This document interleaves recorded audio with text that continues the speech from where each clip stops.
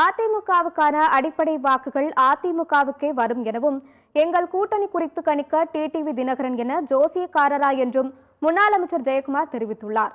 சென்னை பழைய வண்ணாரப்பேட்டை கல்லறை சாலை பகுதியில் நேற்று நள்ளிரவு ஏற்பட்ட தீ விபத்தில் 5 வீடுகள் எரிந்து சேதமடைந்தன.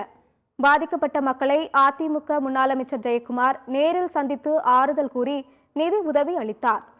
தொடர்ந்து செய்தியாளர்களை சந்தித்த அவர் தாவேக திட்டம் குறித்த கேள்விக்கு பதிலளித்தார். உதய் எங்களுக்கு எதிரி அல்ல, அதனால் உதய் கட்சி குறித்து கருத்து கூற எதுவும் இல்லை என்று கூறினார்.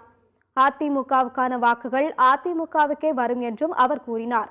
அதிமுகவுடன் எந்த கட்சியும் கூட்டணிக்கு வராது என்று டிடிவி தினகரன் கருத்து கூறியிருப்பதற்கு பதிலளித்த ஜெயக்குமார், டிடிவி தினகரன் என்ன ஜோசியரா? அது பற்றி பொதுச் செயலாளர் தெளிவாக கூறிவிட்டார் என்று தெரிவித்தார். கூட்டணிக்கு யாரோ வர மாதிரி யாரு அவர் தான் ஜோசியர் என்ன அவர்கிட்ட சொல்லிட்டு நாங்க செய்வோம். நாங்க அவர் போலீஸாக தான் சொல்லிட்டார்ல. அப்ராப்ரியேட் டைம் இன்னும் கிட்டத்தட்ட 10 மாசம் 11 மாசம் இருக்கு.